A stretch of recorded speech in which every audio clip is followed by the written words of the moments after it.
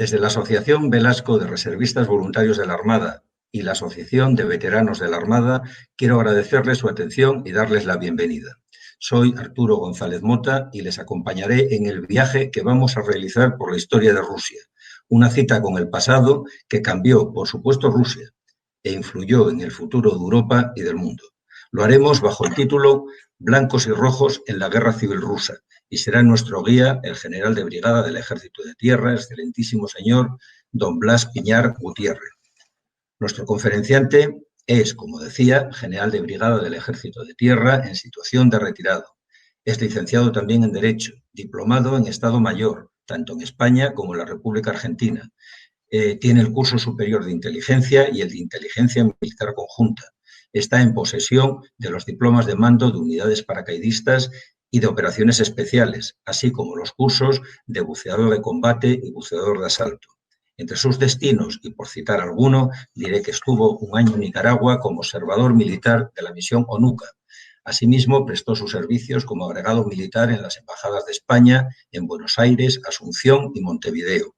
Estuvo al mando del Regimiento de Infantería Asturias 31 en El Goloso, Madrid, y mandando durante 6 meses la agrupación táctica española 18 en Bosnia-Herzegovina. Estuvo también al mando del equipo de enlace español con el cuartel general del Mando Central de los Estados Unidos en Tampa, Florida. Es coautor, con Jorge Fernández Coppel, del libro El Alcázar no se rinde y con el coronel José María Manrique de Ejércitos Anulados.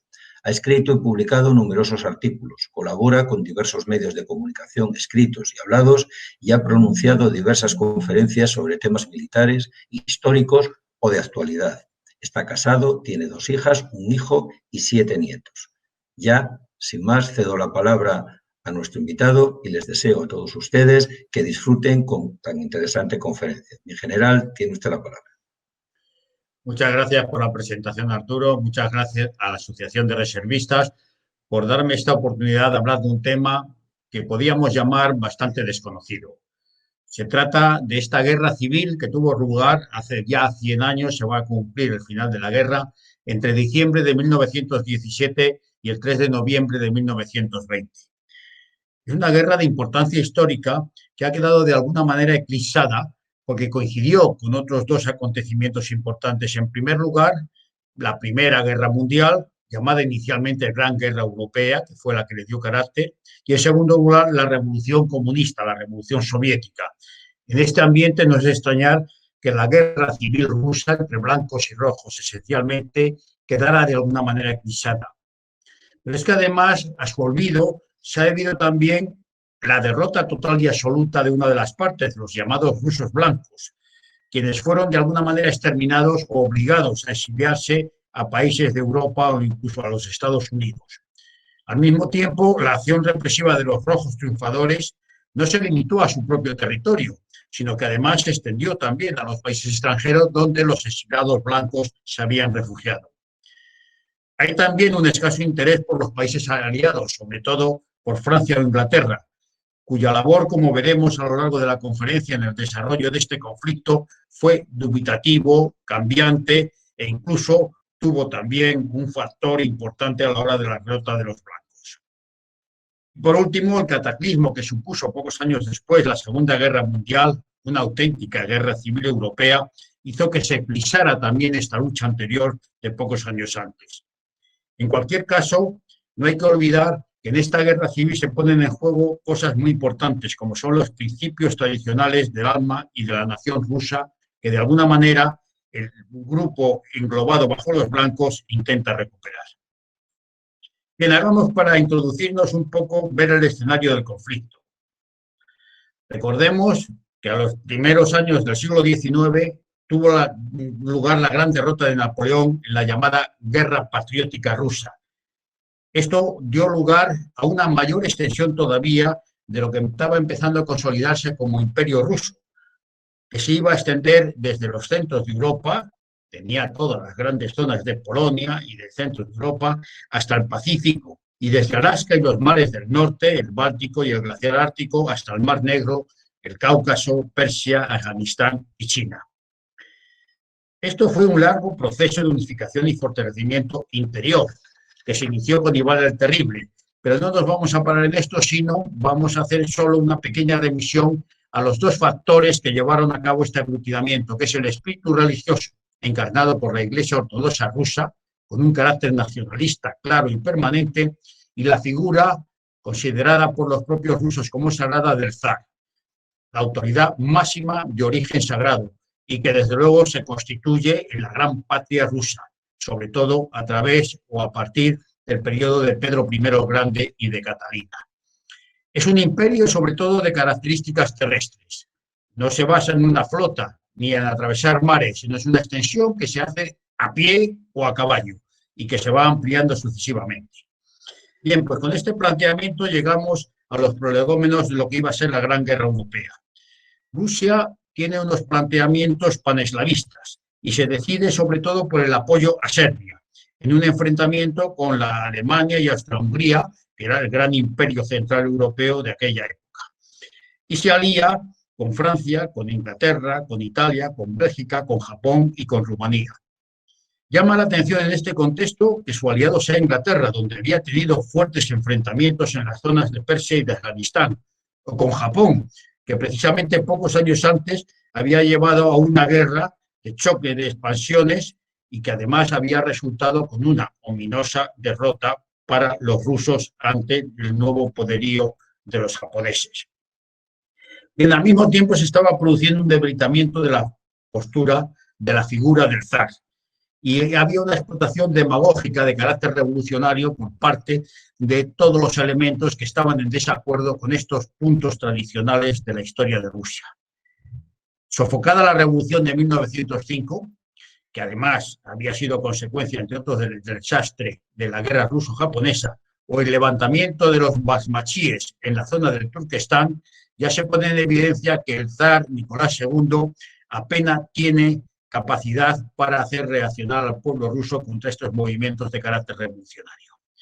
Bien, si la entrada en la guerra de 1914 suponía una esperanza de una ansiada libre circulación por los estrechos en la zona del sur, porque otro de los adversarios era precisamente el Imperio Turco, con el cual habían tenido continuos enfrentamientos, los acontecimientos no son favorables para esta Rusia, sobre todo tras el asesinato de ese personaje extraño que fue Rasputín el 29 de diciembre de 1916, y sobre todo después de una serie de huelgas y de movimientos de carácter revolucionario en la capital, en San Petersburgo, el zar es obligado a dimitir el 16 de marzo de 1917 y crea un nuevo gobierno bajo la dirección de Kerensky, que tiene una postura dubitativa, poco clara, y que da lugar a lo que se llamó la Revolución de Octubre, donde un grupo minoritario dentro de los nuevos dirigentes en Rusia se hace con el poder. Es el poder absoluto de Lenin, con su camarilla, con su grupo de Stalin, Zinoviev, Kamenev y Trotsky. Bien, el nuevo directorio rubrica inmediatamente su voluntad de terminar con la guerra mundial, con la Gran Guerra Europea, a una costa de un armisticio con Alemania, que se firma el 16 de diciembre del 17, de graves consecuencias para la integridad territorial de la Gran Rusia.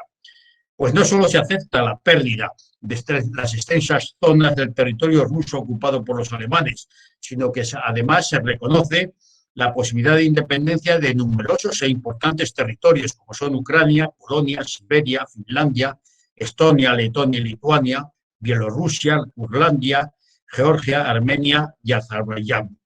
Lo que queda ratificado además de forma humillante en la firma de los acuerdos de paz de Brest y Litovsk, que se produce el 3 de marzo de 1918. Bien, como vemos, aunque se ha querido reducir, y se nos ha dado la impresión de manera genérica de que la guerra civil rusa fue una simple confrontación entre los revolucionarios soviéticos y los contrarrevolucionarios zaristas, la realidad es mucho más amplia, compleja y profunda.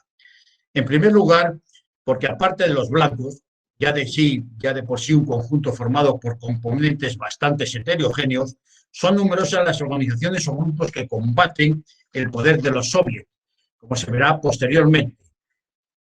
Y además hay que remarcar que no se produce esta insurrección contra el nuevo poder soviético de carácter militar cuando se produce la abdicación del zar, sino que se produce precisamente a partir de los acuerdos humillantes con Alemania, en la que se ceden grandes partes del territorio ruso a la posibilidad de la independencia o sometidos al nuevo poder alemán.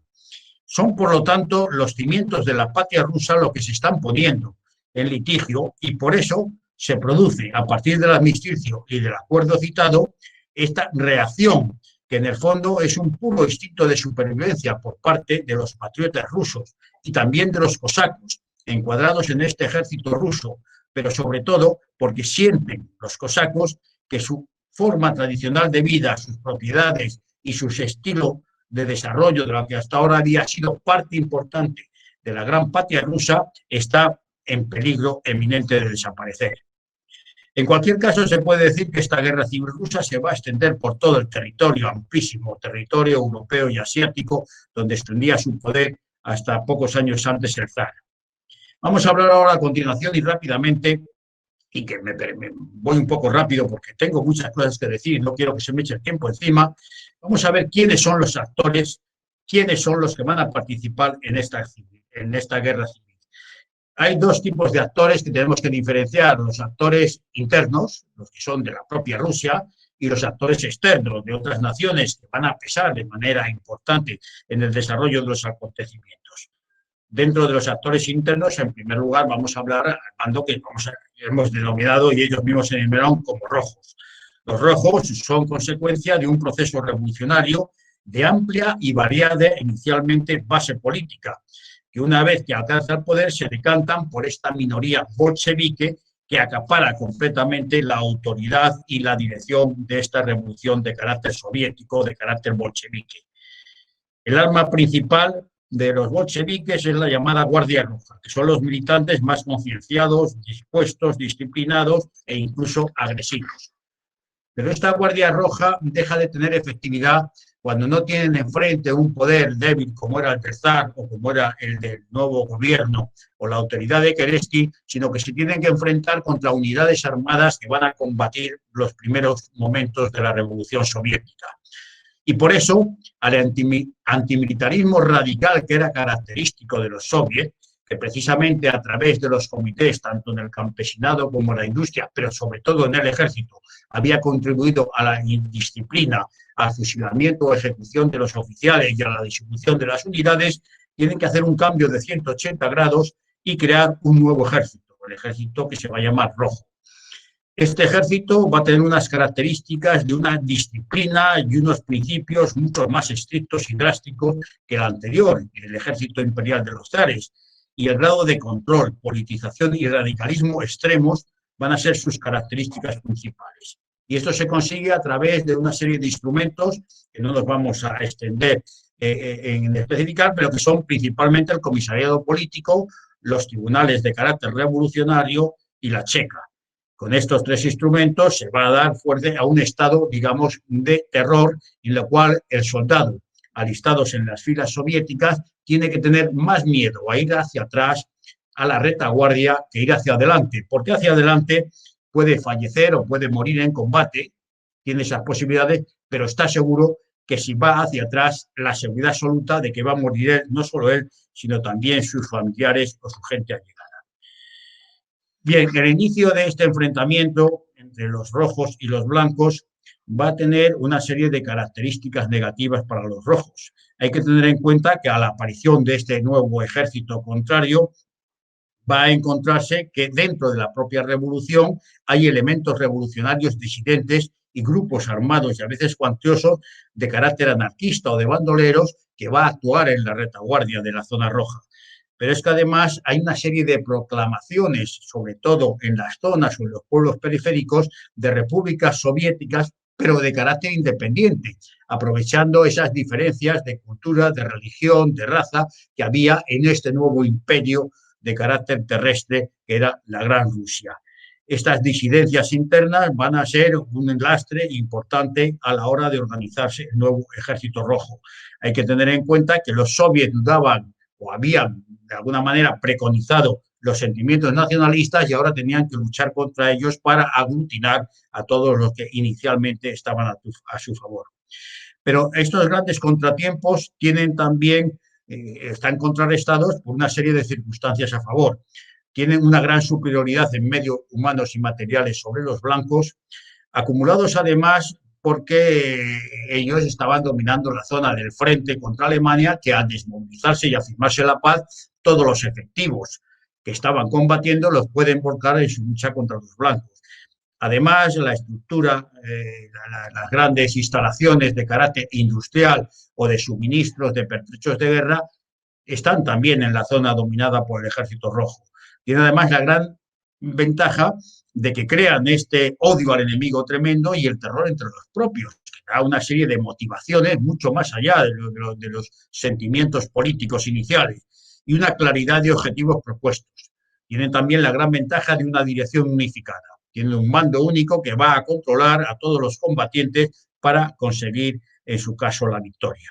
Bien, y todos estos factores a favor los va a explotar de una manera clarísima el que es nombrado comisario de guerra, que dentro del directorio soviético le correspondió a Trotsky. Trotsky se convierte en el organizador del Ejército Rojo y con todos sus grandes errores, que también los tuvo, pero tuvo enormes aciertos y una claridad a la hora de formar este ejército y presentar batalla y batalla finalmente victoriosa contra el Ejército Blanco.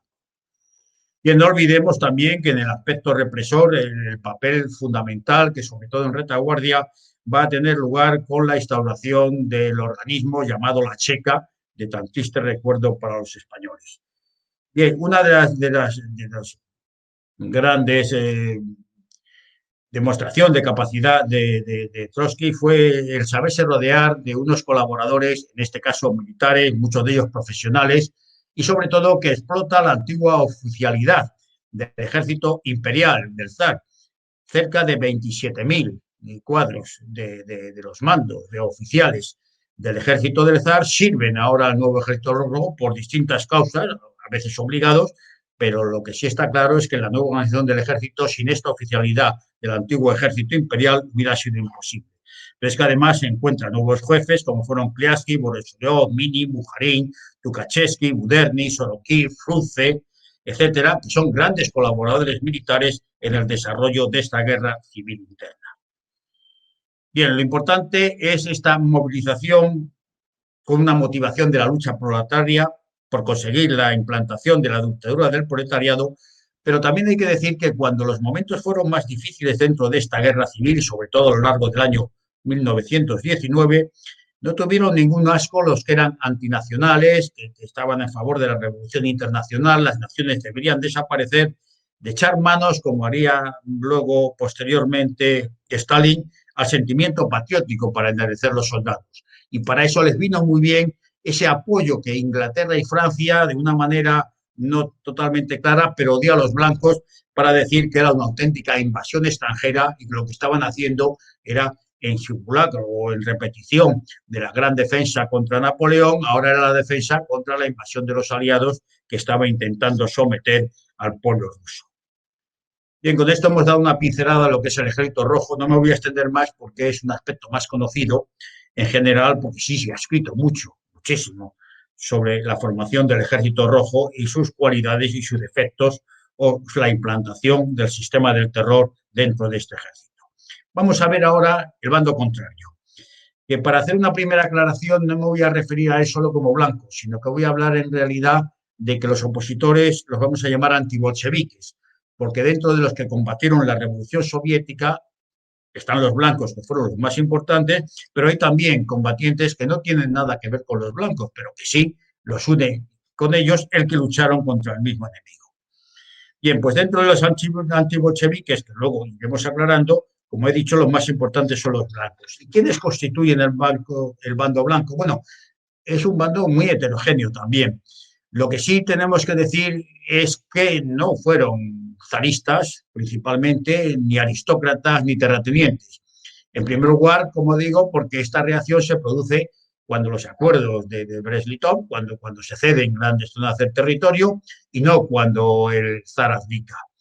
Y porque en este momento, cuando el zar abdica, es cuando estos aristócratas, que los había, o terratenientes, o zaristas puros, se marchan de Rusia. Hay un gran exilio de la alta burguesía y de la aristocracia rusa en el momento en que el zar se marcha, que se produce precisamente hacia París y hacia Londres, donde se crea una serie de comités para actuar e influir en los gobernantes de aquellos países en la época que estábamos tremenda de la Primera Guerra Mundial. No era en cualquier momento, no era un momento pacífico. Bien, pues estos aristócratas, zaristas y terratenientes ya habían desaparecido, principalmente del escenario ruso. No todos, pero la mayor parte. Y desde luego no tienen ninguna representación en los campos de batalla. Y hay muy pocos elementos que se puedan definir con estas características. Entonces, ¿cuál es el elemento aglutinador del bando blanco? Pues este sentimiento patriótico de defender a la gran patria rusa que muchos de los militares profesionales que se engloban en este ejército voluntario, que tuvo así la primera denominación, habían ayudado a construir. Son militares como Alexeyev, Kornilov, Denikin, Romanovsky, Kolchak o Wrangel, que habían sido combatientes en las rusas contra el imperio ruso, contra el imperio otomano, o que habían combatido en Polonia, o que habían combatido contra los japoneses, o habían tomado parte en la expansión territorial de la Gran Rusia. Entonces, estos ven que toda esa patria que ellos habían apoyado a construir se empieza a derrumbar y es contra los que ellos se levantan. Hay que tener en cuenta, además, que muchos de estos generales eran de origen tremendamente humilde. El más característico de todos, desde mi punto de vista, que fue Denikin, su padre, era un esclavo de la tierra que su dueño le vende al ejército ruso, que hace una carrera mediocre, acaba de comandante en el ejército ruso y cuando se retira se va a Polonia y se casa con una costurera polaca. Esta es la familia del general Denikin, la máxima figura, como vemos, zarista, aristocrático, terrateniente.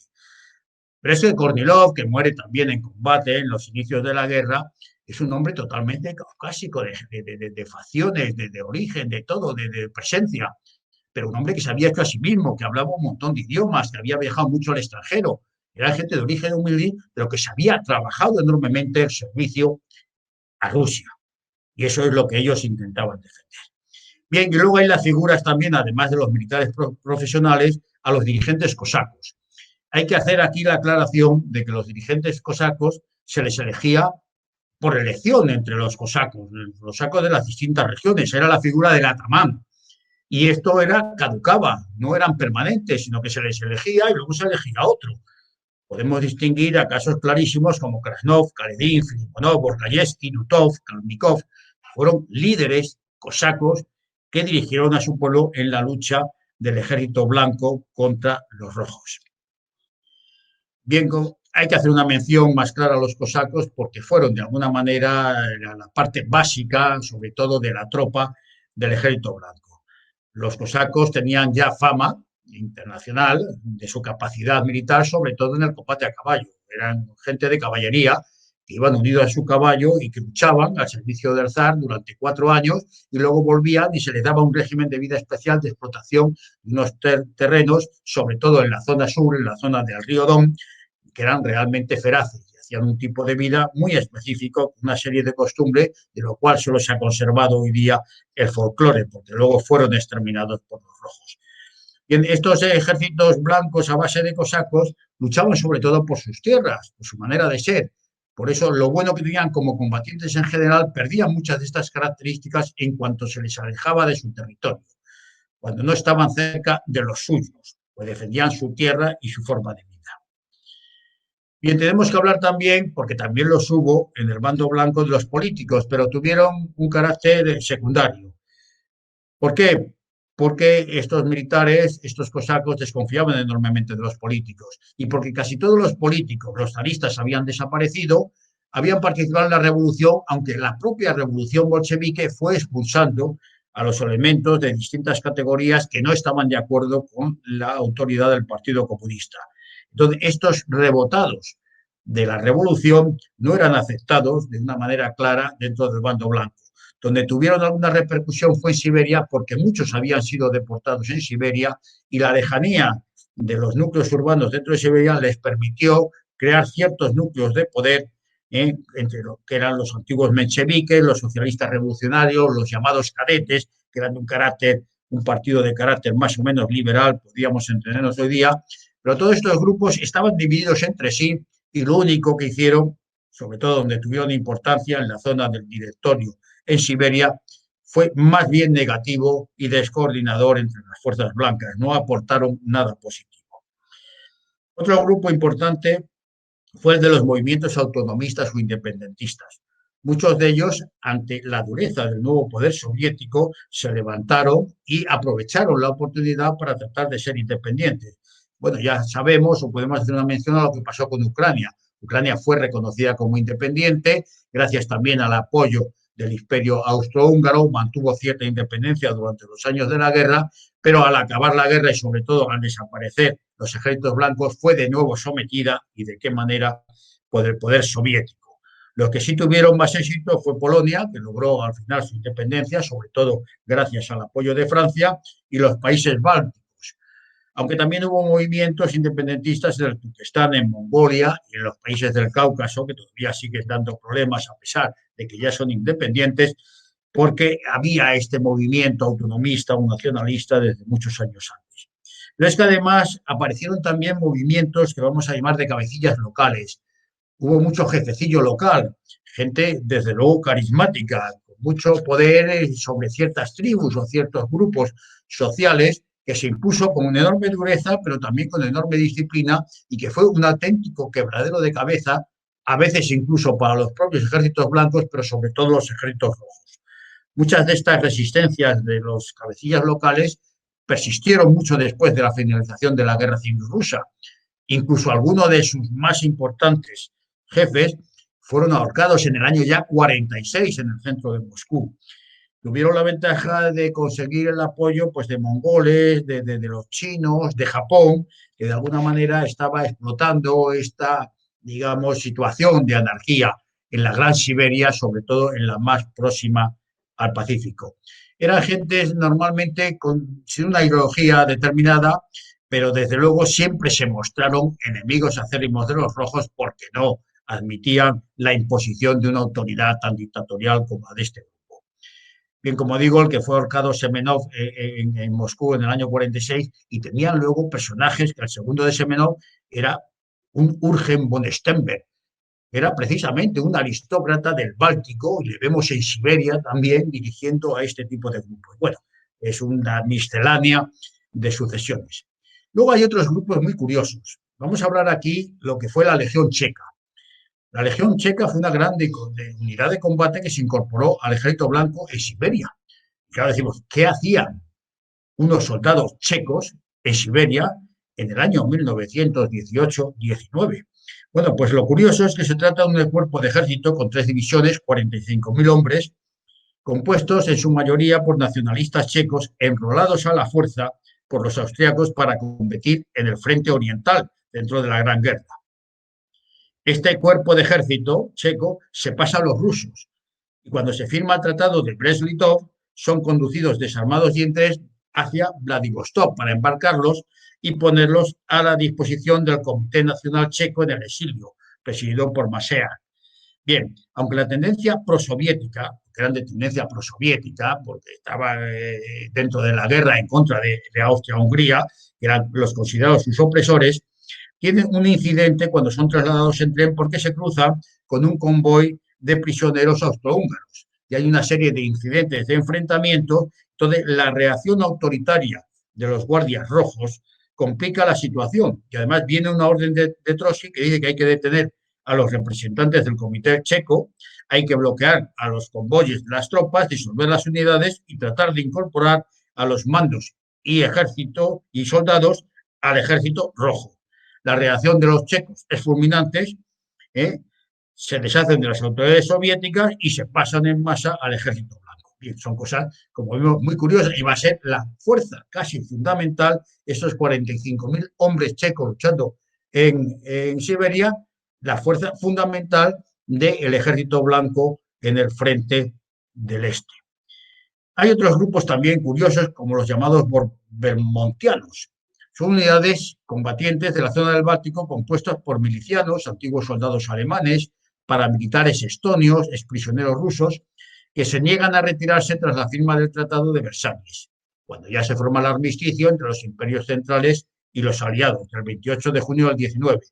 Y en esta situación de no aceptar este armisticio, se suman al ejército blanco, sobre todo en la ofensiva que se va a desarrollar en octubre del 19 sobre Petrogrado. Luego hay otros grupos dentro del Ejército Blanco que son curiosos.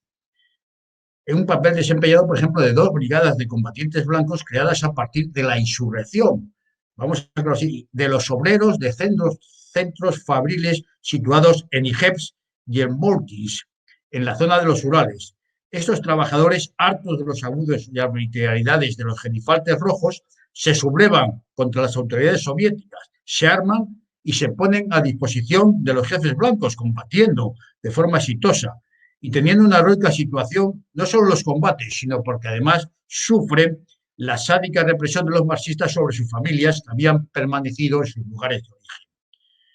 Hay otros actores internos que ya no tienen nada que ver con los ejércitos blancos. Todos estos que hemos dicho hasta ahora, de alguna manera, se engloban dentro de los ejércitos blancos, de una manera más o menos clara. Pero hay otros actores antisoviéticos, antimarxistas, que no forman parte del ejército blanco, sino que muchas veces incluso combaten contra él. El más importante, tal vez, para destacar, sea la organización denominada Ejército Revolucionario Insurreccional de Ucrania, más conocido como Ejército Negro. Aquí, como vemos, y vamos a repetir, el tema de los colores va a ser muy importante. Este Ejército Negro, o magnovistas, por su principal dirigente, Magnó, tiene una orientación anarquista y se desarrolla sobre todo en Ucrania. No reconoce autoridad ajena, ni roja ni blanca, inicialmente, y su actividad en defensa y apoyo del campesinado ucraniano tiene una decisiva influencia en el desarrollo de la guerra en Ucrania, porque acierta en aglutinar a los elementos más humildes de la población, sabe llegar a la población campesina ucraniana, de tal manera que cuando llega el periodo de las cosechas, los movilizados los deja volver a sus territorios para que recojan la cosecha o para sembrar. Y entonces va haciendo un sistema alternativo que desde luego acepta complacida a la población.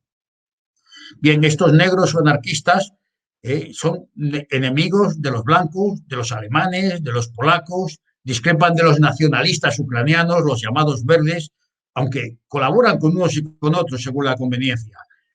Tienen también al final actuaciones muy negativas porque ellos mismos traicionan a los nacionalistas verdes y entregan y asesinan a su principal representante, que es Grigoriev. O sea, se vuelven contra los que buscan la independencia de Ucrania, asesinando a su principal líder. Y todo esto por indicación de Lenin. Hacen una colaboración encubierta muy importante con los rojos. Están actuando, no sé si dándose cuenta o no, a favor de la revolución soviética. ¿Qué es lo que pasa? Que cuando los soviets se dan cuenta de que ya han cumplido los objetivos que ellos les habían marcado y ya no les sirven para nada, inician la guerra janovistas contra el ejército negro, que a pesar de resistir una guerra de guerrillas que dura varios años, acaban exterminándolos. De tal manera que desaparece totalmente o casi totalmente este movimiento del ejército negro. ¿Por qué digo casi totalmente? Porque curiosamente en las brigadas internacionales de España hay una representación, o por lo menos alguien que se inviste de este carácter anarquista del ejército de los magnovistas. Y también, cuando se produce la Segunda Guerra Mundial, hay unidades magnovistas, unos que luchan con los soviéticos y otros que luchan con los alemanes en contra de los soviéticos. O sea que había arraigado profundamente este movimiento dentro de Ucrania. Bien, veamos a continuación y rápidamente a los verdes. Los verdes hemos dicho que son los nacionalistas ucranianos. Estos nacionalistas ucranianos, con épocas de éxito en que Ucrania es independiente, luego de nuevo sometida por los soviets, tiene el apoyo de Austria-Hungría. Y esto hace que dentro de los verdes pues haya verdiblancos, haya verdiblancos y haya verdinegros. Con lo cual el movimiento independentista ucraniano pues está completamente dividido. Y al final también se tienen que apoyar con los polacos, porque en la fase final, acabada una vez la Primera Guerra Mundial, el movimiento independentista de Polonia quiere ser sofocado por los soviéticos, se produce una nueva guerra ruso-polaca, y aquí la ayuda de los polacos de Piłsudski es importante para que trataran finalmente conseguir la independencia de Ucrania. Lo que pasa es que al llegar a los acuerdos de Riga, por los cuales la Unión Soviética, ya formada, reconoce la independencia de Polonia, acaba esta ayuda polaca, que por otro lado tenía el gran inconveniente de que los polacos reclamaban la zona de Galicia como propia, que consideraban los ucranianos que formaba parte de su nación. Entonces ya acaba cualquier tipo de esperanza para los verdes. De tal manera que el máximo dirigente, Petliura, de los ucranianos, al final tiene que exilarse en París, considerándose derrotado en sus intenciones. Bien, hay casos también muy curiosos y más conocidos por la historia, como es el caso de la base naval de Kronstadt. La base naval de Kronstadt es una base naval rusa muy importante en el Golfo de Finlandia, que había sido además ejemplo y referencia en la lucha revolucionaria desde 1905. Si verdaderamente los soviets de soldados tienen éxito, es en esta base tal vez el ejemplo máximo de la capacidad de cómo se disolvía la disciplina del ejército del zar por la acción de estos comités revolucionarios dentro de las Fuerzas Armadas. Bien, pues en 1921, precisamente en febrero, se produce una revuelta campesina en las zonas limítrofes a la base. Y al final, la base, la marinería, se muestra en apoyo en contra de los soviets de esta revuelta campesina. Y además lo lidera uno de sus máximos dirigentes de la base naval, que es Petrechenko. Fue una insurrección colectiva de los propios comunistas contra la tiranía soviética y que fue dominada por sangre y fuego, una represión despiadada sin precedentes, que confirma, por si no había suficientes indicios ya, la impronta ferozmente totalitaria del sistema marxista-leninista que se estaba implantando. Pero hay casos más curiosos todavía y tal vez menos conocidos. Hay otro ejército, llamado esta vez Azul. Se conoce con tal nombre una organización armada que respaldó el levantamiento popular encabezado por un dirigente llamado Antonov. Antonov es un movimiento de arraigo y de duración en territorio controlado por el Consejo de Comisarios y, como en el caso de Kronstadt, constituyen insurrecciones totalmente ajenas a cualquier influencia blanca, coincidiendo únicamente en su enfrentamiento al poder tiránico y arbitrario de los soviets. Tuvo lugar en una región, en la región de Tambov, en pleno centro de Rusia, al suroeste de Moscú, pero se fue extendiendo por Voronezh, por Saratov, por Penza y sobre todo por el resto de la cuenca del Volga, prolongándose en el tiempo durante casi 2 años, desde agosto de 1920.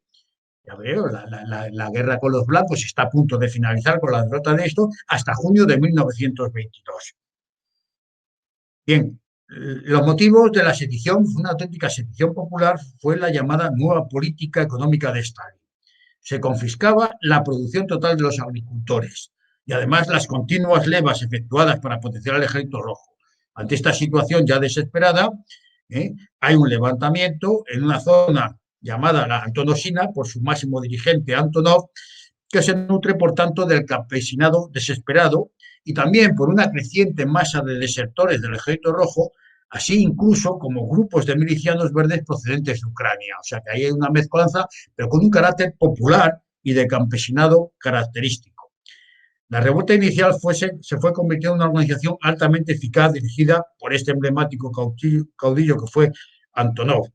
Tras una lucha indómita, 100.000 soldados rojos, capitanados por el general Tukhachevsky, destruyen a los azules, dejando cerca de 250.000 de muertos y una inmensa región arrasada. Pero podíamos hablar, y no me quiero alargar más por cuestión de tiempo, del movimiento independentista en la zona de Yakutia, del conflicto ya iniciado muchos años antes de los basmachíes en la zona de Turquestán, donde se mezclan causas de tipo religioso, racial, política, económica. Al fin y al cabo, basmachí era el nombre que se le daba a una especie de bandoleros. Esta situación se alarga durante muchísimo tiempo y no se finaliza hasta los años 30. Digamos, la oposición de los basmachíes dura durante mucho tiempo, y aunque era anterior a la implantación de la Revolución Soviética. Fue precisamente el general Frunze el que dio lugar a la creación de la escuela conocida de Estado Mayor soviética, el que acabó con el movimiento de los basmachíes.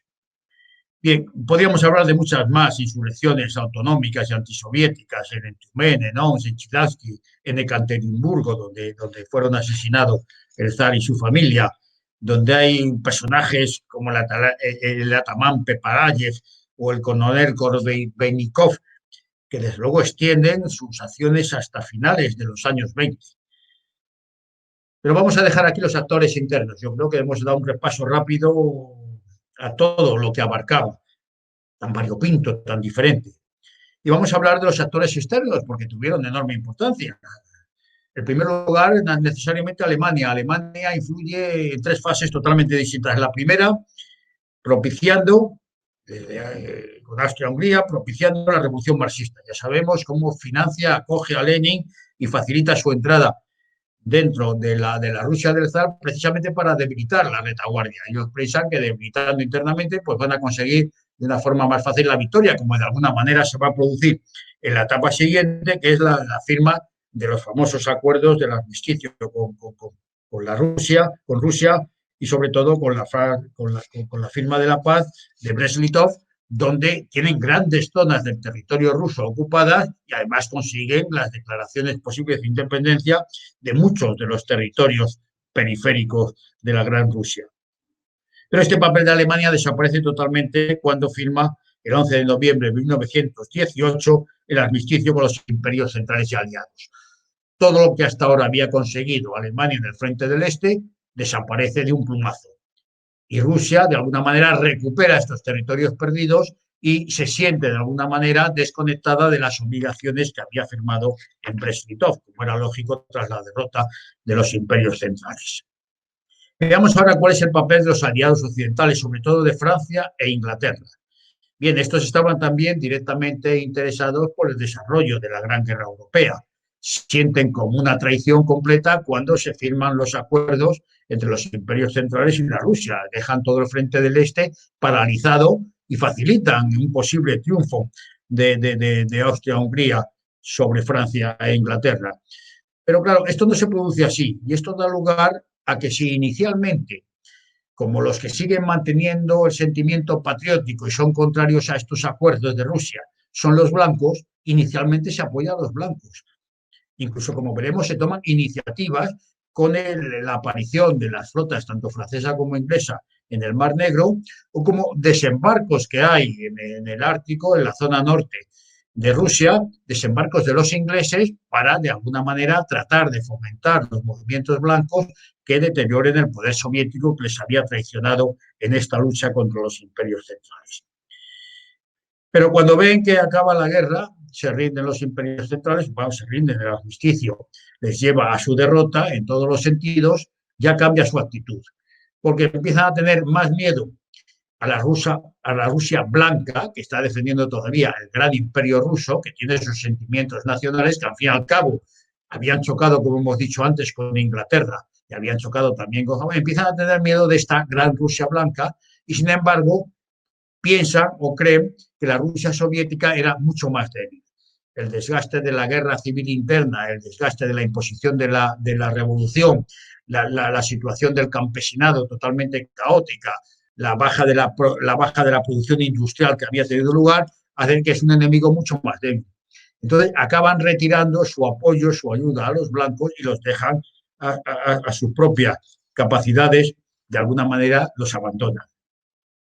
Bien, hemos dicho la presencia armada de ingleses y franceses, sobre todo inicialmente en el Pacífico, a través de Vladivostok, de las fuerzas que tienen en China.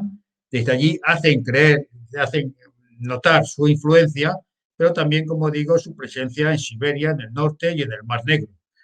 Es más importante la presencia inglesa desde el punto de vista militar, porque realmente los franceses desde el punto militar lo único que hacen es proporcionar material, pero de una manera, digamos, comedida, controlada. Ayudan con material de guerra, con pertrechos de guerra, pero los dan como y cuando ellos creen de alguna manera necesario o conveniente para los intereses nacionales. Nunca piensan en el bien de Rusia, sino piensan en el bien egoísta de Francia o Inglaterra. Podemos decir que la presencia de embajadores, consejeros de esta ayuda de los aliados se convierte en una injerencia perniciosa, perturbadora y de innegables efectos desestabilizadores para los blancos. Donde se ve más claramente esta intromisión fue en el caso del frente este, en Siberia, a través de la aparición primero y luego de la entrega a sus enemigos del almirante Colcha, que de ser hechura de los aliados, sobre todo de los ingleses y de los franceses, al final es entregado a los soviéticos que le fusilan inmediatamente. Bien, no es de extrañar que cuando hay unas posibilidades en mayo del 19, entre mayo y octubre del 19, del éxito de los ejércitos blancos, por la cercanía a Moscú, tanto desde el sur como desde el este, los aliados quieran de alguna manera imponer sus condiciones para seguir apoyando a los blancos, siguiendo las directrices internacionales de las potencias triunfadoras en la Primera Guerra Mundial. Por eso ponen unas condiciones. Y las condiciones son, primero, declaración del sometimiento de todos los jefes militares blancos, especialmente de Denikin, que era el que tenía un poder militar más importante y más cercano, además, al eje del poder soviético, que se someta este general del ejército de los voluntarios a lo que ellos consideraban que era el más importante, que era el almirante Kolchak, que era el que ellos de alguna manera dirigían y controlaban. Esto se lleva a cabo, o sea, Denikin por patriotismo cede esta autoridad, más que nada moral, porque no había una autoridad de hecho por la desconexión que había entre ambos ejércitos, pero sí reconoce la autoridad del almirante Kolchak. No sirvió para nada. Exigen también los aliados el establecimiento de nuevas fronteras rusas de acuerdo con las imposiciones de la recién creada Sociedad de Naciones. O sea, ya empiezan a tomar decisiones sobre cuáles van a ser las fronteras rusas. Y desde luego piden la independencia de Polonia, Finlandia, Besarabia, Cáucaso, Besarabia devolverse a Rumanía, los países del Cáucaso y los países bálticos. O sea, empiezan ya a mermar lo que era la gran patria rusa, el gran imperio ruso, empiezan a recortarlo porque ya ven que es un peligro de cara al futuro en caso de que acaben triunfando los blancos, como en esos momentos parece muy probable. Bien, vamos a ver otros actores periféricos ya de menor importancia. Estados Unidos está presente en las costas del Pacífico, de Siberia y en China, pero su papel es discreto y secundario. ¿Por qué? Porque ellos, aunque tienen presencia militar en Vladivostok y de alguna manera tienen cierto peso político, sobre todo en los acuerdos finales posteriores al conflicto, su mayor preocupación en aquellos momentos era la consolidación de su expansión marítima en el Pacífico. Tengamos presente, estamos en 20 años de que se apoderan de las Filipinas españolas, se quedan con ellas, apoyan la independencia y luego se quedan con ellas. Pero es que además ellos quieren una serie de archipiélagos que entonces estaban bajo control alemán, como son, y había sido anteriormente de soberanía española, que eran las Carolinas, las Palau, las Marianas, la isla de Guam, de tanta importancia estratégica, etc. Entonces están de una manera discreta ahí, tratando de sacar tajada, pero sin una intervención directa o descarada. ¿Cómo lo consiguen? Otro actor secundario es Japón. Japón está más cercano, no interviene en la guerra entre los blancos y rojos, a pesar de la cercanía geográfica a la zona de operaciones de Siberia, pero sí tiene intereses en Manchuria, en Corea, en China, en la Siberia Oriental, las Islas Kuriles y Saharín, sabemos que eran puntos de litigio. Entonces Japón juega con sus intereses comerciales apoyando a estos cabecillas locales, muchas veces sostenidos por la ayuda bélica y económica de Japón, juega con ellos para defender sus intereses, pero sin intervenir en el trasfondo importante de la guerra. Polonia tiene el papel que hemos dicho importante una vez acabada la Primera Guerra Mundial, con su enfrentamiento con la Rusia ya de los soviets para conseguir su independencia. Pero la paz de Riga del 1 de octubre de 1920, una vez constituida la nueva nación polaca, desaparece como actor dentro de la guerra civil interna rusa. Finlandia y los países bálticos consiguen su independencia, pero no intervienen de una manera directa en este conflicto, sino son beneficiados de una manera indirecta y sobre todo por el apoyo internacional, como hemos visto, de la nueva Sociedad de Naciones.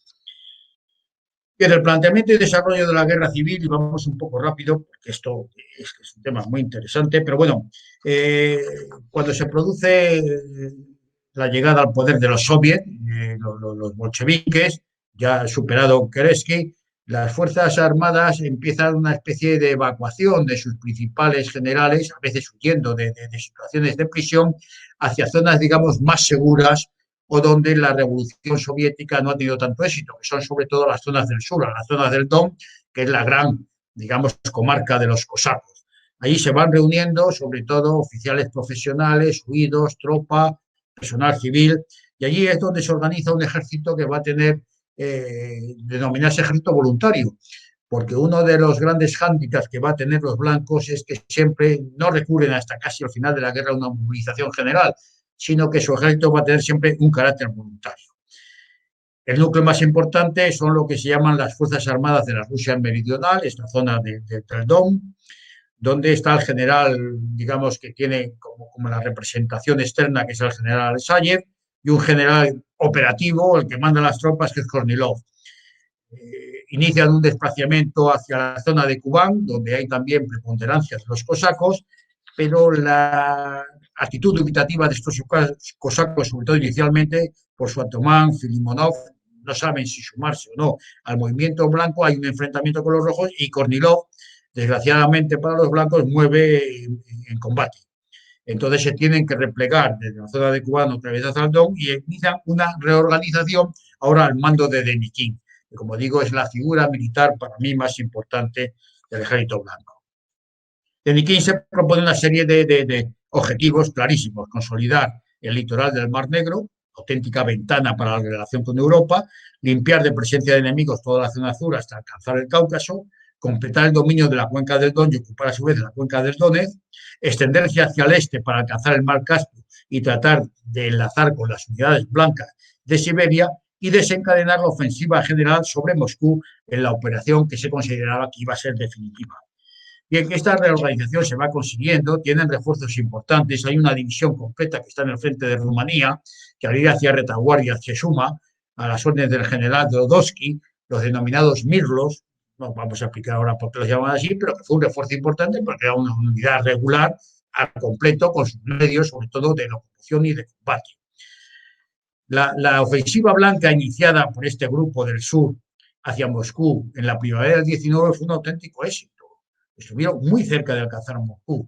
Alcanzaron conquistas de Kharkov, de Novorossiysk, Tula, Saresin, Odessa, Kiev, Kursk, Orel, Novgorod. O sea, están cerca de obtener el triunfo. Fue un avance tremendo, de 2.000 kilómetros.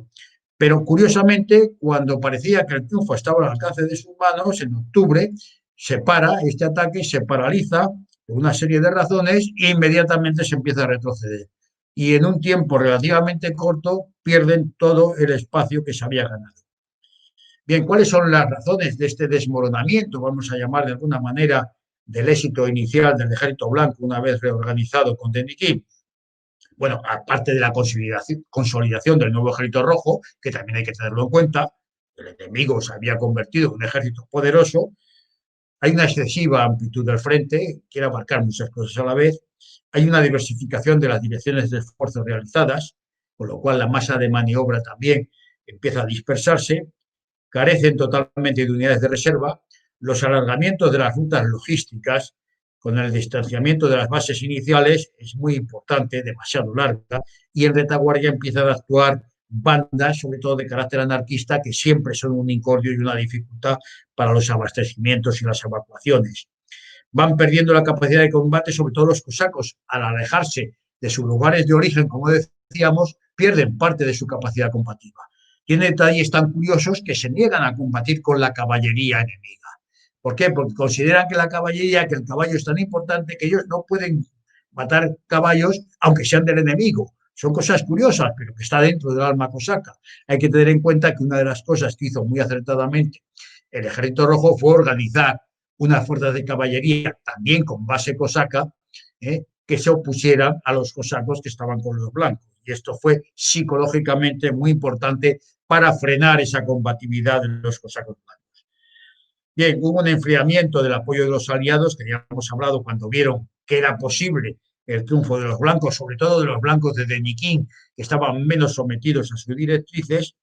Un exceso también de confianza del mando blanco, que creyeron que psicológicamente iban a conseguir más que militarmente el éxito, que se iba a desmoronar el frente soviético.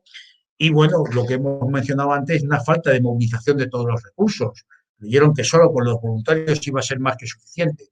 Tenemos que tener en cuenta que el Ejército Rojo llegó a tener cerca de 5 millones de soldados y todos los soldados del Ejército Blanco, de los 4 frentes, apenas llegaban al 500.000. O sea que la diferencia de hombres a la hora de combatir era muy importante. Bien, había también pequeñas diferencias o importantes diferencias entre el Estado Mayor de las Fuerzas Blancas, que quieran que no, siempre se notan a la hora de las decisiones y de la seguridad cuando se toman. Bien, este fracaso de la toma de Moscú hace que se vayan replegando hasta que se tengan que quedar en la zona de Ucrania y de Crimea como último reducto. Son los primeros meses del año 2020 y en marzo Denikin presenta su renuncia y se hace cargo el general Wrangel. El general Wrangel es el único de origen aristocrático dentro del ejército blanco. Era un hombre que de todas maneras siempre vestía de cosaco, era un hombre cercano al pueblo, pero que no podía evitar esta presencia, digamos, esta imagen de la época zarista. Hay que tener en cuenta también que había sido uno de los críticos de Denikin, uno de los críticos internos más permanentes a la línea marcada por Denikin. Quien consigue una reorganización del Ejército Blanco, algunas iniciativas, un desembarco en Kubán, aunque luego tiene que reembarcar las fuerzas otra vez hacia retaguardia. Se produce el momento de la guerra ruso-polaca y hay cierta expectativa que se pueda recuperar el Ejército Blanco, pero acaba derrumbándose, acaba la guerra con los polacos, todos los otros frentes blancos en el norte, en el noroeste, y en Siberia y en el este se han derrumbado ya, entonces la concentración de medios de los rojos contra los últimos blancos del general Wrangel es total y absoluta. De tal manera que llegamos al 3 de noviembre de 1920, en que ahora sí los aliados ayudan a los blancos, pero ¿qué los ayudan? A embarcarse y a exiliarse. Son cerca de 2 millones de personas las que se emigran, embarcadas unas 250.000, que son sacados por los puertos de Crimea para evacuarlos hacia Occidente. Bien, este es el núcleo principal blanco, pero hay otros 3 núcleos, porque actuaron desunidos y diversos. El segundo en importancia fue el directorio de Siberia, ya hemos hablado, la influencia de los políticos, la inmensidad del territorio siberiano, la actuación de estas bandas de grupos en la retaguardia. Hay una gran corrupción también, la presencia de los occidentales con su dinero, con su control del ferrocarril, con su, digamos, el tener siempre la administración de las ayudas, hace que la corrupción en la retaguardia sea tremenda.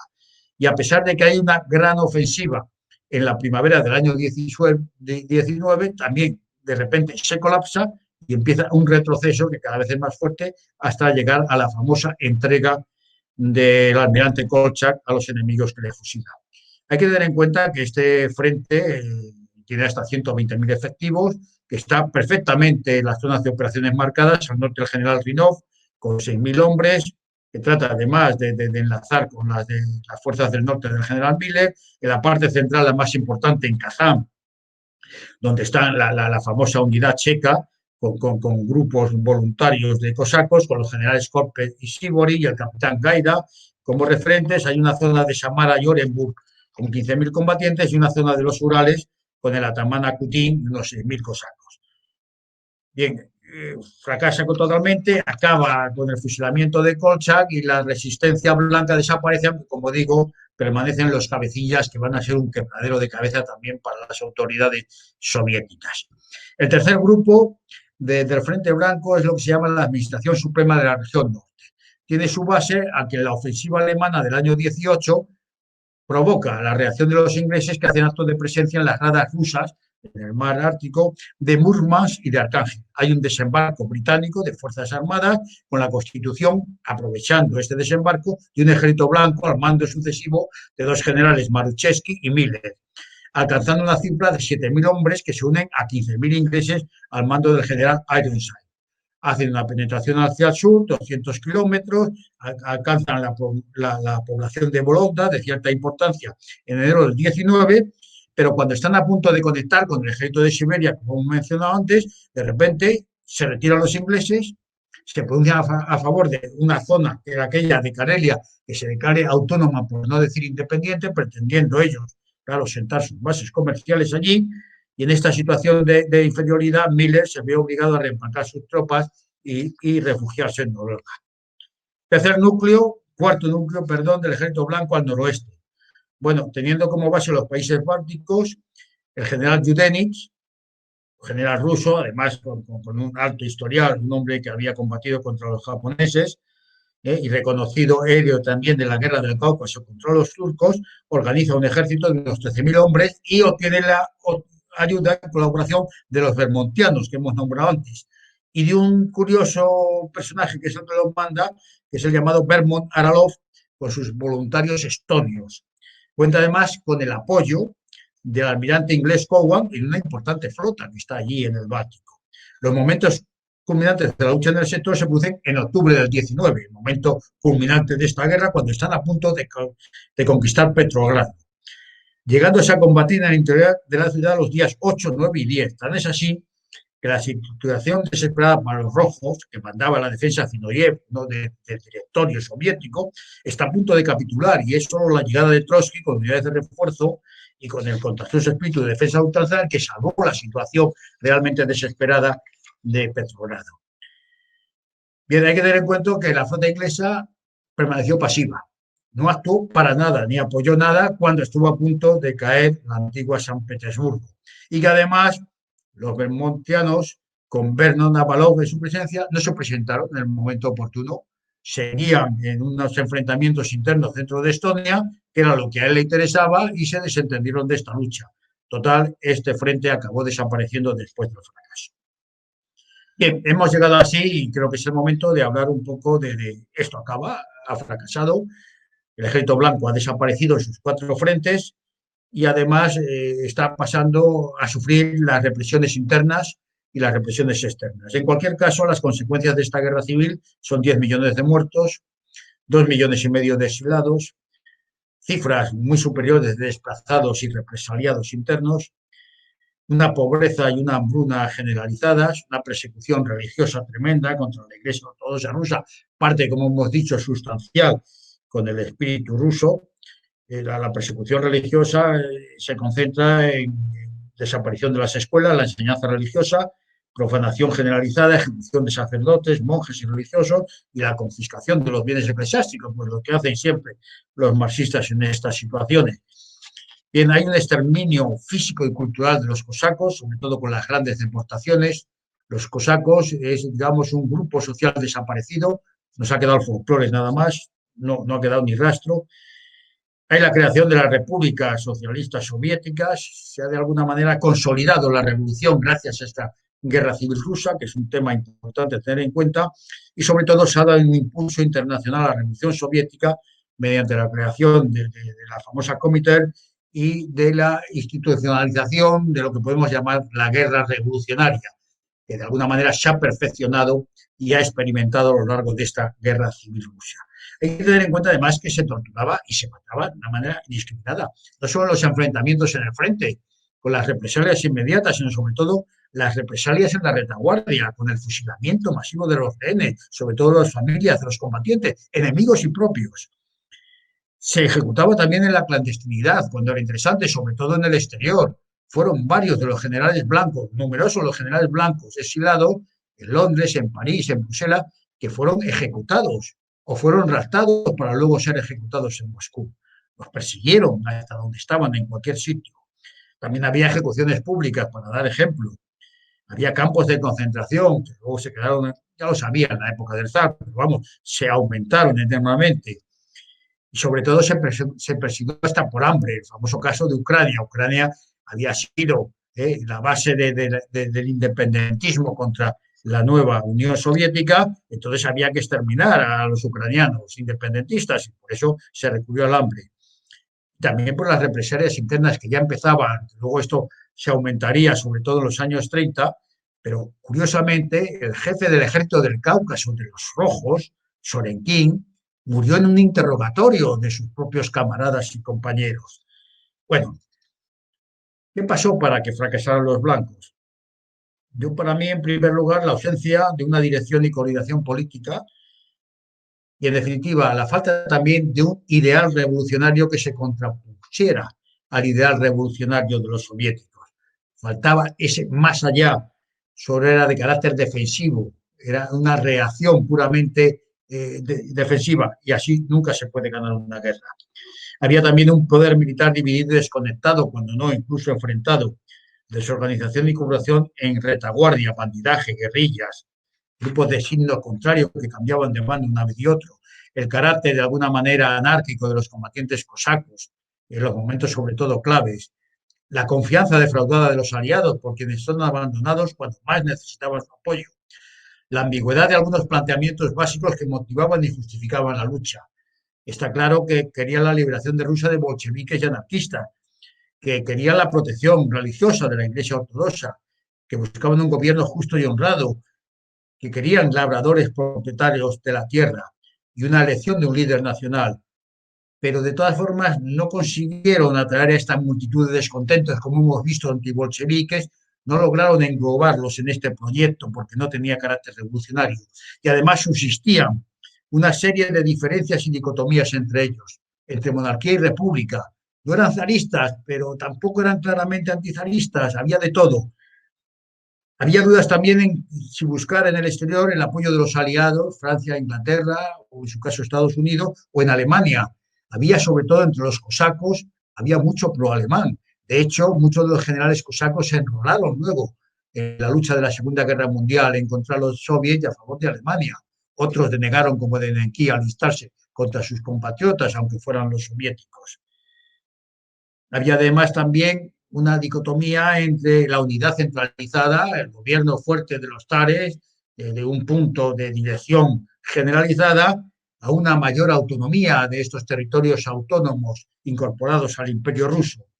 Y por último, esta reforma agraria de llegar a la propiedad de la tierra, había posturas más radicales o posturas mucho más superficiales, mucho más condescendientes con la situación anterior.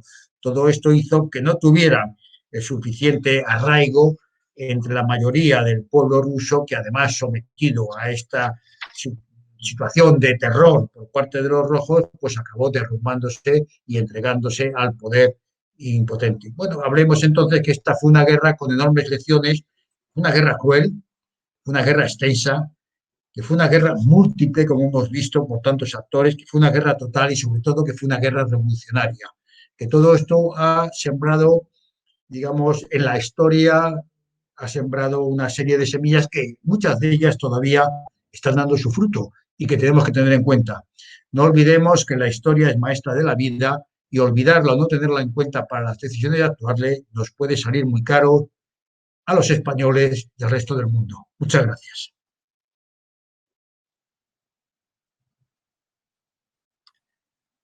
Muchas gracias, mi general.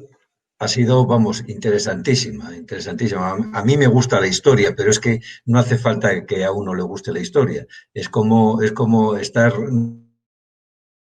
reviviendo una novela así de escuchándola, ¿no? Bueno, se me ocurren varias preguntas, ¿no? La primera es que si tuvo alguna repercusión en España la guerra civil rusa. Bueno, yo creo que no tuvo mucha repercusión. De hecho, el segundo lugar después de la propia Rusia donde se quiso hacer esta revolución soviética fue en España.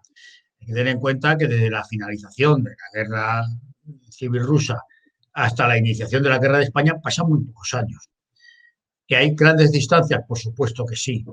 Que Rusia históricamente tampoco ha estado unida con España, nada más que por cosas muy coyunturales y pasajeras, también es cierto.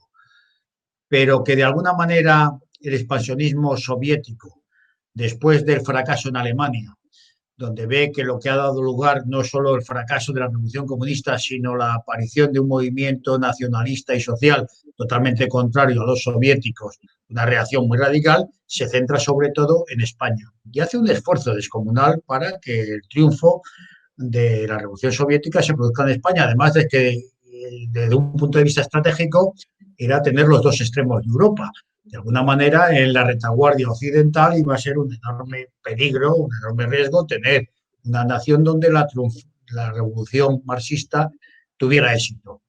Entonces, así vemos que se produce la política preconizada por la Internacional Comunista de los Frentes Populares, que el número de españoles que visitan invitados la Unión Soviética para ser adoctrinados, incluso adoctrinamiento militar, va aumentando, y que sobre todo, iniciada la guerra, la influencia directa de la Unión Soviética en España es importante y directa, no solo en el envío de material, o el llevarse el oro a Moscú, sino sobre todo la cantidad de asesores, por llamarlo de alguna manera, soviéticos que llegan a España.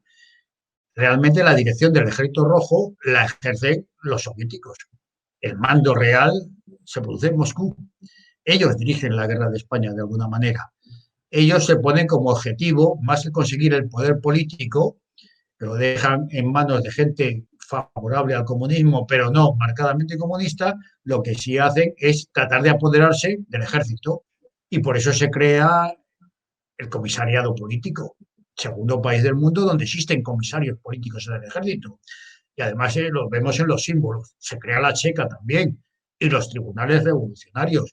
Es que además los símbolos, la estrella roja, el saludo del puño, todo esto es una imitación clarísima de lo que había pasado en la Unión Soviética. Y en la plaza, en la Puerta de Alcalá de Madrid, las figuras que están en grandes imágenes son las de los revolucionarios soviéticos. Esto fue una revolución soviética, pero llevada a cabo en España. Lo que pasa es que los nacionales no eran los blancos. Los nacionales, además de oponerse a esta revolución soviética con todas sus consecuencias, de defender la España histórica, tradicional, en sus bases de toda la vida, además tienen un ideal revolucionario, aportado en este caso por la Falange, y entonces ya tienen que oponerse a un enemigo que tiene una iniciativa, que arrastra también y que sabe enlazar con una parte muy importante de la población. Los demás factores, el sentimiento religioso, pues también está en juego. O sea, que es que hay muchísimas similitudes entre lo que pasa. La única gran diferencia es que en Rusia gana la Revolución Soviética y en España gana la Revolución Nacional. Muy bien. ¿Y qué reflejo ejerció la guerra civil rusa en la Segunda Guerra Mundial? De alguna manera es una continuación. O sea, lo que he dicho con la Primera Guerra Mundial es una guerra entre imperios que tienen su enorme poder, sobre todo fuera de la propia Europa. Es un primer paso para la desaparición de estos imperios. Es también un inicio de la desaparición del sistema liberal. La Primera Guerra Mundial o Guerra Europea pone en evidencia que el sistema liberal no sirve para el gobierno de los pueblos. Por eso el periodo entre guerras es la aparición de los llamados fascismos y la extensión de los movimientos comunistas en casi toda Europa. Se está fraguando este enfrentamiento clarísimo. Pero hay tres grupos, los marxistas, los que vamos a llamar nacionalistas sociales y el liberalismo. Y ahí el que va a jugar un papel más inteligente van a ser los países occidentales, los liberales, el capitalismo, que va a preferir que se enfrenten de una manera tremendamente dura, sobre todo la Alemania nazi y la Rusia soviética, para que se destrocen entre ellos. Y al que salga vencedor, pues ya lo lograrán, como se ha demostrado a lo largo de los años, ya lo lograrán derruirlo posteriormente, pero que se destrocen entre ellos. La Segunda Guerra Mundial se decide en los campos de guerra rusos, evidentemente. Ahí es donde se produce realmente la Segunda Guerra Mundial. Lo demás es accesorio, secundario, coadyuvante, pero no decisivo. Entonces, estos problemas planteados, esta falta de ayuda a los blancos y aceptar a los rojos, de alguna manera se hace también en la Segunda Guerra Mundial. Esa actitud un poco, digamos, cínica de los aliados occidentales se vuelve a reproducir en la Segunda Guerra Mundial y de ahí vivimos de las consecuencias y sobre todo las imposiciones que intentó la Sociedad de Naciones se van a ser tremendamente efectivas con las nuevas Naciones Unidas al acabar la Segunda Guerra Mundial. Pero es un ciclo que no ha acabado todavía. Estamos todavía en su desarrollo. Estos planteamientos, estos enfrentamientos iniciados en el siglo XX se han prolongado a lo largo del siglo XXI. También es verdad que incorporando nuevas características, nuevas situaciones, una extensión mucho más mundialista. Hay actores que no son ni precisamente ni europeos ni norteamericanos, ni siquiera japoneses, que intervienen en este nuevo conflicto. Pero los planteamientos iniciales se mantienen. Gran Rusia, URSS, Rusia actual. Son tres momentos de la historia de Rusia muy distintos o quizás no tanto. Y tanto que es así, queramos o no, ese sentimiento del pueblo ruso basado en la religión y en este caso no de los zares, pero digamos al presidente de la nueva situación de la Rusia actual, siguen siendo los mismos. O sea, el pueblo ruso siente a la gran Rusia, la sintió con los zares, la sintió también de alguna manera durante la época soviética y la sigue sintiendo ahora. Y este resurgir después de la gran crisis que supuso la desaparición de la URSS y la multiplicación de las naciones que salieron de la antigua URSS, lo está superando. Está consiguiendo, por otra parte, no solo por las capacidades materiales, el gran territorio que abarca, las riquezas que tiene todo lo que es el territorio de la Rusia incluso actual, sino también porque muchos de los países limítrofes siguen admitiendo esta supremacía, de alguna manera moral, de lo que es la gran Rusia sobre sus intereses. Hablábamos hace poco del tema de Ucrania, lo es clarísimamente en el tema de Bielorrusia, incluso los países bálticos o la propia Finlandia no pueden dejar de reconocer, aunque no se quieren someter su propia soberanía, pero sí admitir que ellos están mucho más cerca de la gran Rusia que lo que pueden estar de algunos países occidentales que quieren también dirigir al mundo o de una nueva China soviética, aunque ahora lo disimule, que también se quiere imponer. O sea que estos factores siguen actuando. Hay que reconocer que cuando Rusia, incluso la soviética, ha pasado momentos malos, han tenido siempre que recurrir al espíritu religioso y patriótico. Lo hemos mencionado antes en la guerra civil contra los blancos, tuvieron que hablar del espíritu patriótico y de echar mano también, de alguna manera, a algunos sectores de la Iglesia Ortodoxa rusa. Lo hicieron en la Segunda Guerra Mundial clarísimamente, y lo están haciendo ahora. El espíritu nacional ruso se está imponiendo. No hay nada más que hablar con los rusos, que siguen siendo rusos ante todo. Y todavía sigue existiendo rusos que se sienten soviéticos, pero sobre todo rusos. Bueno, fue lo que hizo también en la guerra de España Stalin. Al fin y al cabo, que había promocionado la Revolución Mundial y la Revolución de España, cuando ve que apoyar a los intereses de los revolucionarios españoles puede ir en contra de los intereses de Rusia, abandona a los revolucionarios españoles y se dedica íntegramente a defender los intereses de Rusia, en esos momentos representados por la Unión Soviética. Pero evidentemente dejó completamente la Revolución Mundial, la dejó aparte con tal de mantener los principios de la Constitución y de la fortaleza de la Unión Soviética. Y eso me lleva ya a la última pregunta. ¿Qué papel jugó y juega en la actualidad la Iglesia Ortodoxa rusa? Yo creo que es un papel fundamental. No hay nada más que visitar Rusia para ver cómo se ha mantenido, a pesar de los 70 años de comunismo en Rusia, totalmente ateos, antiteos, antirreligiosos, de persecución, se ha mantenido el espíritu religioso dentro del pueblo ruso. Y esto ha aflorado en cuanto acabó el dominio soviético. Ha sido la recuperación de las iglesias, que se han reconstruido iglesias que se habían derribado. Es que los templos están llenos de gente. Es que, como hemos visto en el desfile conmemorativo de la victoria sobre la Alemania nazi, cuando se va a iniciar el desfile, el que preside el ejército soviético es Antigua. Esto que es impensable en países teóricamente tan religiosos como Rusia, como fue España, esto es impensable. Es que le cuesta el cargo. En Rusia está arraigado el sentimiento religioso en su base y esto está apoyado en la Iglesia Ortodoxa rusa. No es la Iglesia Ortodoxa griega, que es la rusa. Es específicamente rusa. Y esto no hay que olvidarlo. Con todos los defectos o estos, lo que hay que reconocer es que ha sabido mantener el espíritu religioso en el pueblo y que ha aflorado inmediatamente una vez superada el dominio soviético. Hombre, podemos decir que exactamente igual ha pasado en países católicos como en Polonia y en Hungría. No es esto, digamos, un reproche hacia el catolicismo, pero siempre que haya sido un catolicismo militante, activo, de resistencia. Cuando hemos pasado en otras situaciones mejores, ha pasado lo contrario. Hoy sabemos que los países sometidos al comunismo mantienen mucho más el espíritu religioso, pero muchísimo más que los países que han estado dentro de la influencia, digamos, del liberalismo occidental, que ha carcomido desde dentro el sentimiento religioso. Esto hay que tenerlo muy en cuenta también. Efectivamente, efectivamente. Pero bueno, como comentaba al principio, pues la historia podemos repetirla o podemos tenerla presente para no cometer errores, está muy claro. Yo ahora ya solamente me queda pues, agradecerle su conferencia, agradecerle toda la información que nos ha facilitado de una forma tan amena y tan extensa. Bueno, y agradecer también, por supuesto, a todos los que nos visitan en nuestros canales de YouTube o en nuestra página web y que están disfrutando igualmente como nosotros de su conferencia. Y esperar que en el futuro volvamos otra vez a coincidir en otra charla si es que se anima a acompañarnos de nuevo, mi general.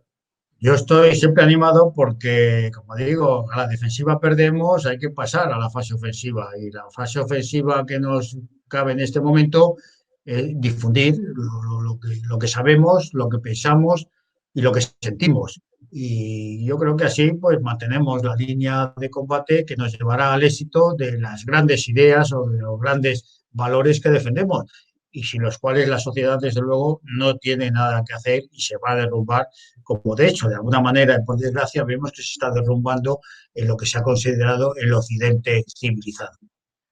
Pues nos quedamos con esa idea, mi general. Muchas gracias y hasta pronto. Gracias a vosotros.